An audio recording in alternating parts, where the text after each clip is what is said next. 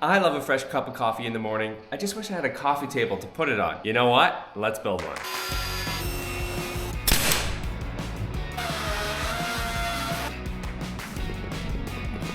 How's it going, guys? My name is Jason and this is Learn, Build, Repeat. And on today's video, I'm probably gonna build the most beautiful coffee table I can conceive. And it all starts with this sample photo. So this is a sample photo of a coffee table that I absolutely love. And I wanna try making my own version of this. It's gonna be a little bit different because I don't wanna do a circle because circles waste a lot of space. I wanna do like a pill shape. So it's gonna be much more space efficient and I'm gonna change the design a little bit. Here is another similar coffee table, and this one is from Restoration Hardware. If you look closely, you see the fluted nature. If you look closely over here, you see these flutes. These flutes are concave, they'd be very hard to make. The Restoration Hardware, much simpler. These are just simple miters that I can do on my table saw.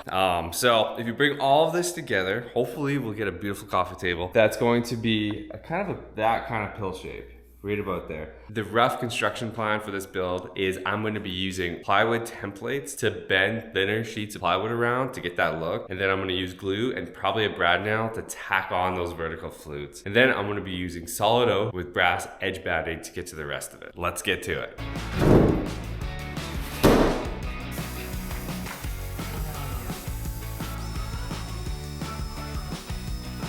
All right, to cut the circle ends, I have this circle cutting jig. I believe it's Milescraft. Yeah, it's Milescraft. I actually bought it at Woodcraft here in Austin. It's like 30 bucks. And yeah, you just center, well, one, you have to attach the router faceplate or the router to that part of it. And then you just center this hole with wherever you wanna pivot, which I have done right here. And then you can just cut out, a circle. Pretty easy, so I'm gonna do that.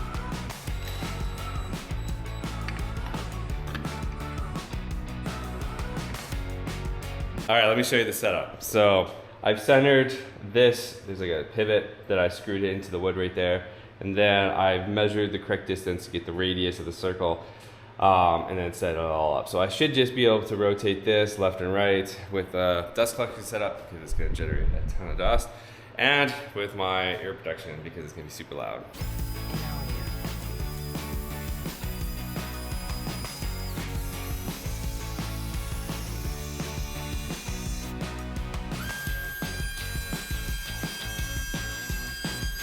All right, with the template done, we need to build the supports because essentially I'm gonna unscrew both of these and then this part's gonna sit up here, so it's gotta sit on something. So stilts, essentially. So it's essentially gonna look like that for now. And then we're gonna wrap it with plywood at the end and then we're gonna put the white oak on. I need stilts that are 9 inches long. So I'm gonna set up a stop block here and then we're just gonna cut them all.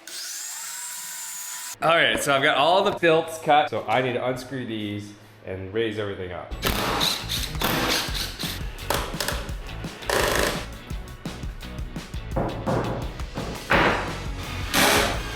All right, there she is. You might be wondering what I'm gonna do to enclose this. I could just put the slats directly on it, but I think I'll actually wrap it in 1/4 inch plywood. The reason why I'm doing that is because there's a lot more surface area for the glue to be here. And that's gonna become especially important on these rounded edges where it's only gonna be a little bit of contact.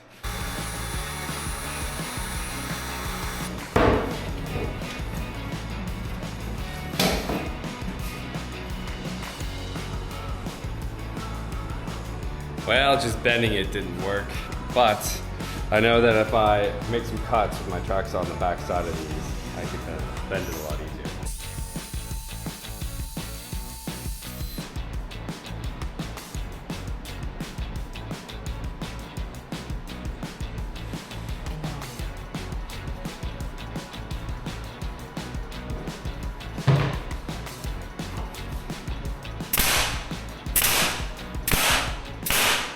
All right, there she is, all glued up, looking pretty good. All right, it's a couple days later, cut some trial pieces of wood for the slats, and I have 3 different varieties. I have like a, I don't know, narrower one like that, then an even narrower one like that, and then a wider, chunkier one like this. And I've just been kind of playing around with them to see what looks good because I obviously want this thing to look good. So I actually think of all of them, this one looks the best. And we're just gonna layer this on all the way around using white oak, which is way down there. I calculated that I need 80 of those slats, and I have enough for like 86. This is gonna take me a while, so I wanna put you guys in time lapse.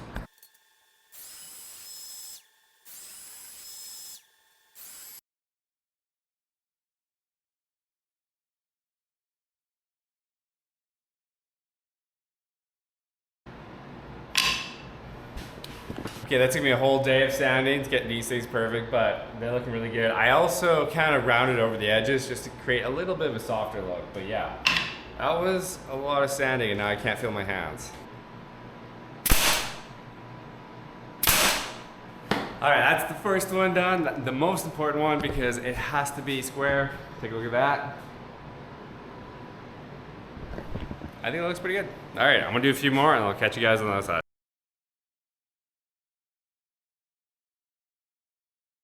Alright, I hope you guys can hear me because I got the dust collection system on, but I'm on the last one right here and cut a sample piece and I'm just trying to fit it in. Alright, there it is. It's all sitting here drying. I also went back and covered all the brad nail holes with some wood putty meant for white oak, so it should be pretty seamless. I've used it before.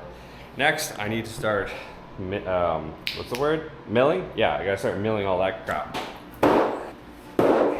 All right, I'm gonna try something a little different. I think if I just put the track saw in the middle of each of those seams and go zip, and then move it together and then zip it again, I think I should be able to join both sides of the board at the same time.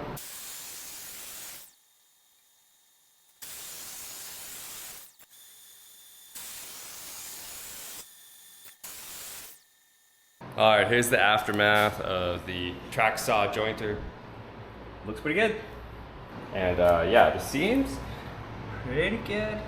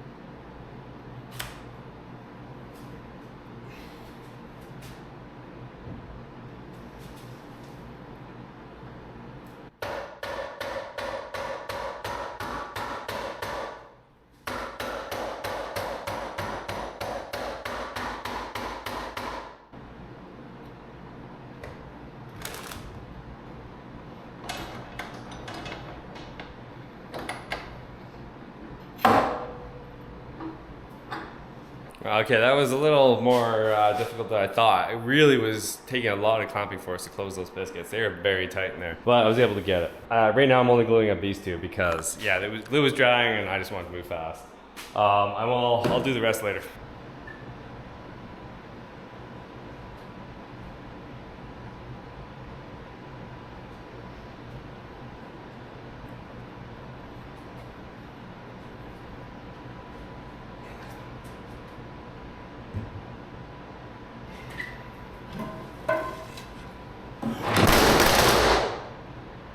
Shit.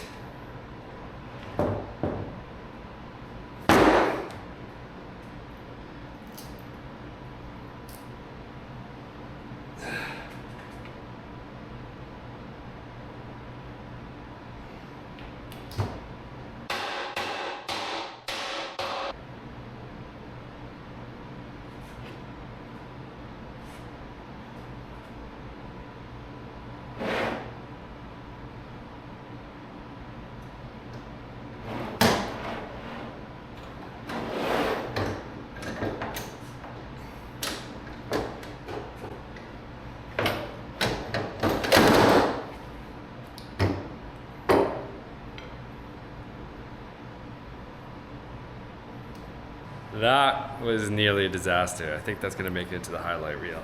But check it out. I was able to clamp everything up, get it all together. These clamps saved my ass because I could put so much clamping pressure on those. And even when the biscuits were kind of messed up, it still pulled together. And yeah, you see, squeeze out, like it's supposed to, so we're gonna be okay. All right, we're getting ready for the second glue up, and I've decided to ditch the biscuits completely and just go with clamping calls. And it looks like my wife is just home. All right, let's do this glue up.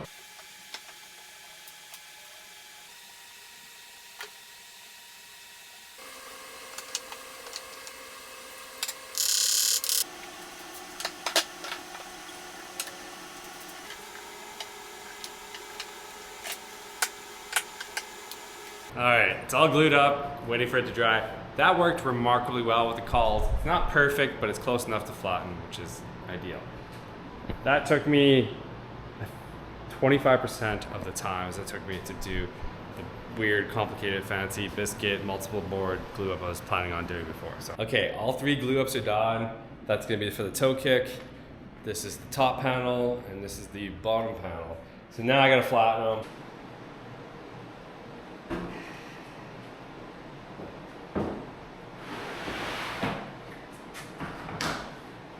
This is my setup that I'm using. I built this router sled in another video, which I can link down below. It's honestly works fantastic for what I have to use it for. So I just start by taking out this tiny sliver, and I'll flip it over, flatten the bottom completely, put the tabletop stiffeners in it, and then finish the top. And then we have to sand and do the finishing work.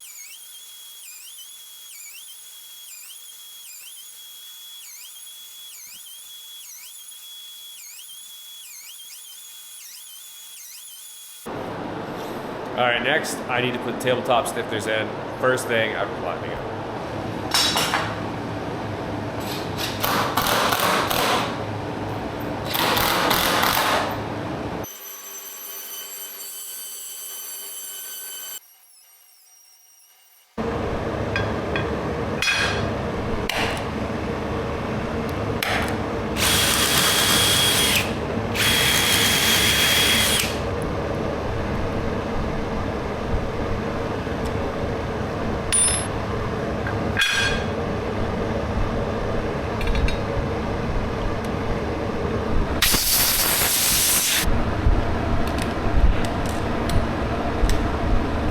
I got both of the tabletop stiffeners fastened in, and I had to set them really deep, way deeper than you normally would, because I need to make sure that the screw top was underneath the plane of the top of the wood.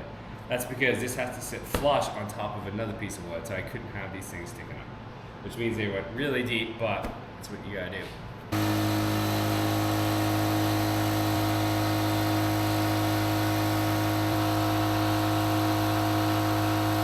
All right, I just made a rookie mistake.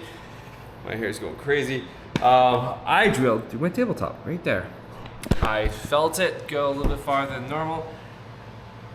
I should have used something to stop it, but I didn't. That's a rookie mistake. So this was intended to be the very top, the very beautiful one. I chose the grain pattern for that reason, but I do have that one, which is supposed to go on the bottom. So grain pattern is not as good, but I could use it. But I am gonna try and fix it. I'm going to get 3/8 doweling white oak to put in there and see if it will match up the grain pattern nicely. So I'm gonna try that, and I'm done for the night because I'm just gonna start making more mistakes. All right, I was thinking about this a little bit more last night. It's the next morning. And this board right here has this little extra piece I can cut off and then just make a dowel and shove it in there. Easy.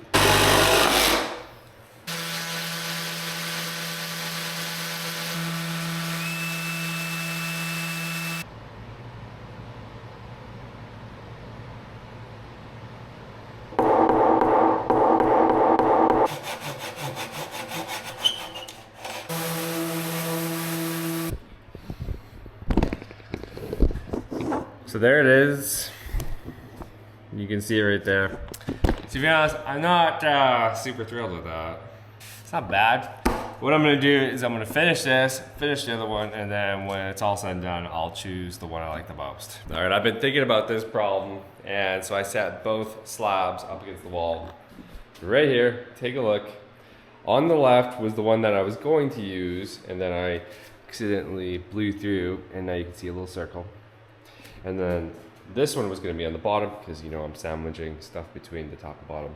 And honestly, I think, looking at this, probably go with this one now, because I know, even though I have to look for it, it's hard to see. It's right there. I know that it's there. As soon as I put finish on this, it's gonna pop a little bit more. It's gonna be easier to see, and because I know it's there, I'm always gonna be looking for it.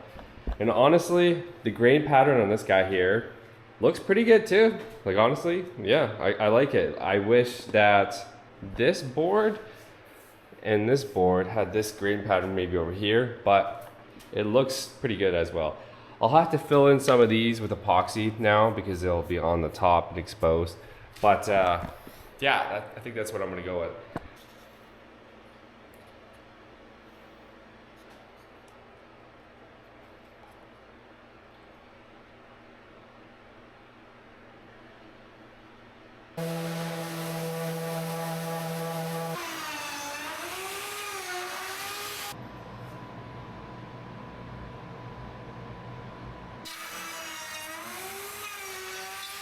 I had to flatten it a few more times, just shaving off a little bit. Here it is. I gave it a quick sand, 80 grit. I'll have to give it another sand when it's done. I'm at just shy of 1.25 inches thickness there, which is perfect. And now I actually moved it over there, and I'm gonna work on this piece.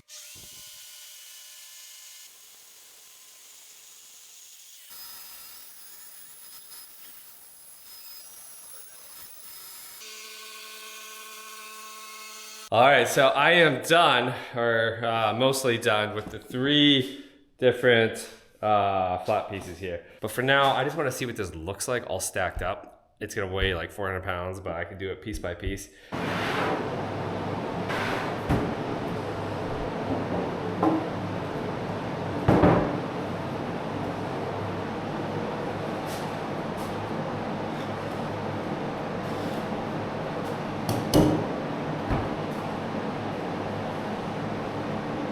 Okay, there's a little sneak peek of what it's gonna look like, and it's looking really good.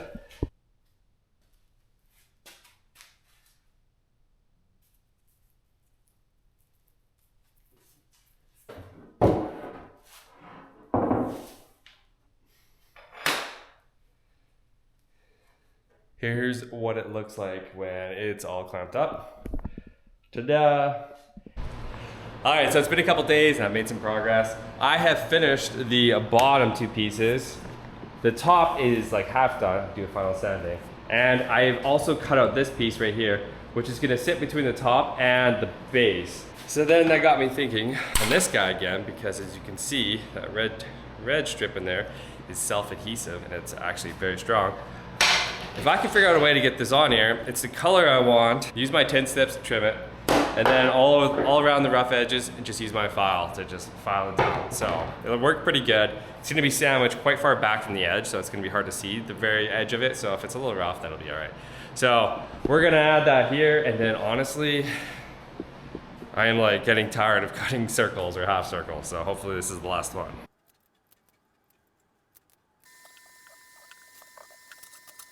There she is, it's all done. It's looking fantastic. I got the width down just to about within probably a 30-second, which is good enough for what I'm doing. All right, let me explain this next part.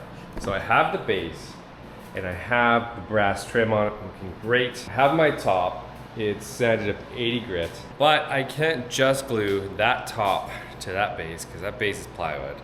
And this is white oak, and this will definitely move over time with humidity changes. So what I need to do is I need to use threaded inserts with a big ol' sliding hole so it can actually move around a little bit. So I've got these inserts. These will go through the 1/2 inch plus 3/4 inch into the white oak just fine. These are long enough. And then I have some big ol' washers here, 3/8 washers. So my plan is to drill probably 1/2 inch holes that the threaded inserts can sit in with extra movement, and then have, the bolt, and then have the threaded inserts in there. So to do this, I need to flip this upside down, lay it on there, position that exactly where I want it to go, cut a hole in the bottom, drill some pilot holes. You know the drill. Let's just do it.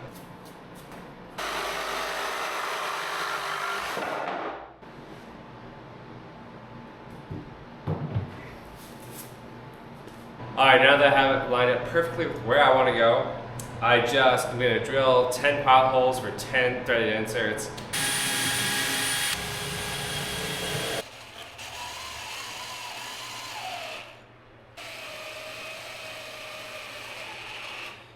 All right, so this is how it's gonna work is I've drilled 5/8 holes around a 3/8 bolt so that the top can move. And I just need to do those by hand, I guess, and then top secured.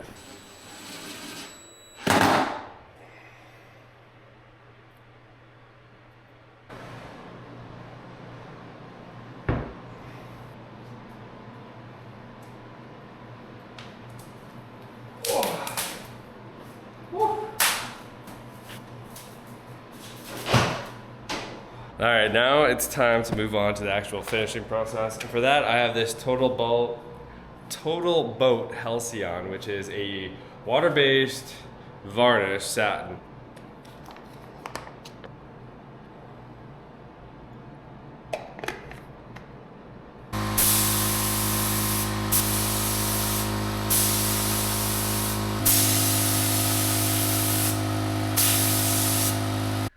I love building this coffee table and it looks absolutely fantastic in my living room. I love sharing every step of the build with you guys, and if you guys like this content, then please like and subscribe to the channel. It really helps me out. Thank you guys so much, and I'll see you in the next one.